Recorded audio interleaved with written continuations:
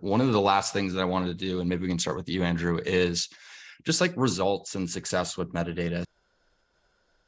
However you are measuring the ROI of metadata and its impact, like what are you looking at and how does it look at Socio now, WebEx events?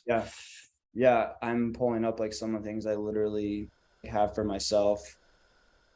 So I would say because we have the HubSpot like CRM attribution now, like just what everyone on this call probably wants to know is like, how am I going to justify a platform like Metadata? I think I could show you how we operate and make the case for you're going to save a ton of time and it's worth it for your team just from a human resources standpoint.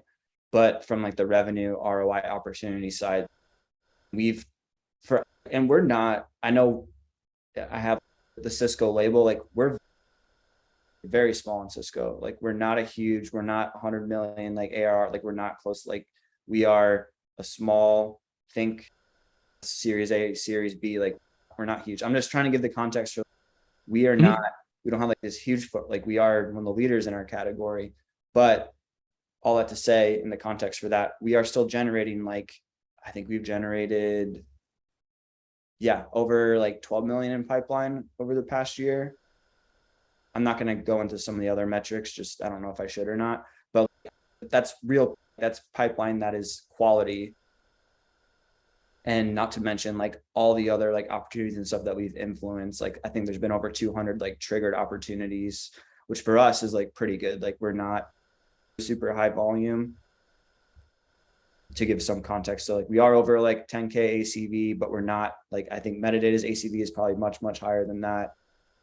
So depending on what your ACV is and like how saturated your market is, but I like times are changing a lot. I think everyone is feeling, wow, our close rates are down because economy and things like that out of our control. But we certainly are still seeing a ton of results from that. And I could go, like Evan talked about it earlier, but man, if I would compare like our CPLs, like even if you are more in the traditional lead gen, I can guarantee you like Metadata is gonna lower your, not only like your CPL, but like just the quality of who you're reaching most likely. And I think a lot of that is the person sitting in front of the computer, like the user and like who you're targeting.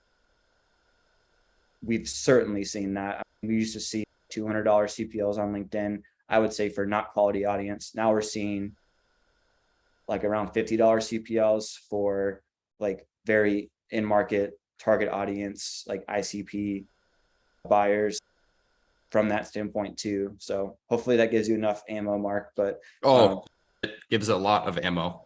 Might even have to do a case study, but I'll talk with you later. Evan, what about you? What does it look like over at Syncery, which today I learned is how you pronounce it correctly?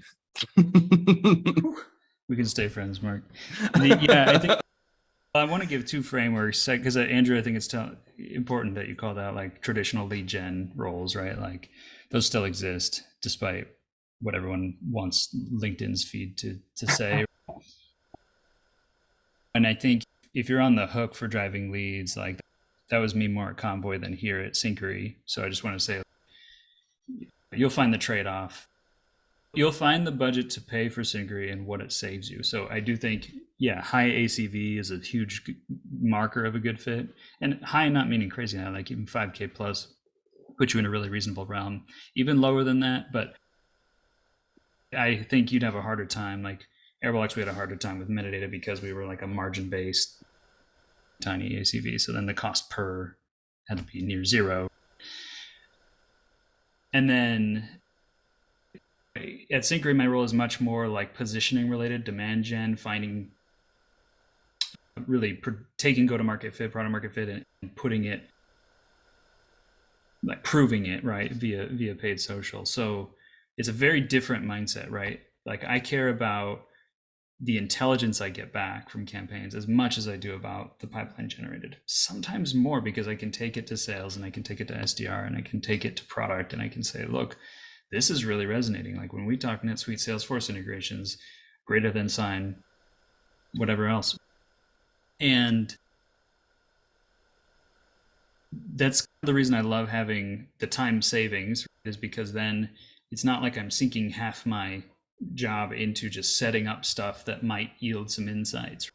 I'm setting up. Metadata looks at, they always make fun of me. If they look at my activity in the platform, it's like nothing for a week. And then boom, I just set up like 8 campaigns and all of a sudden tons of things are running. They're like, Evan, you're not running much. I'm like, oh, tomorrow I'm setting up like 100 things. So don't worry about it. It's very responsive. Like it enables this exploration, this innovation and experimentation capability that like I just couldn't pull off in LinkedIn Native. Not to mention I wouldn't be able to run on Facebook and also see my ICP respond there.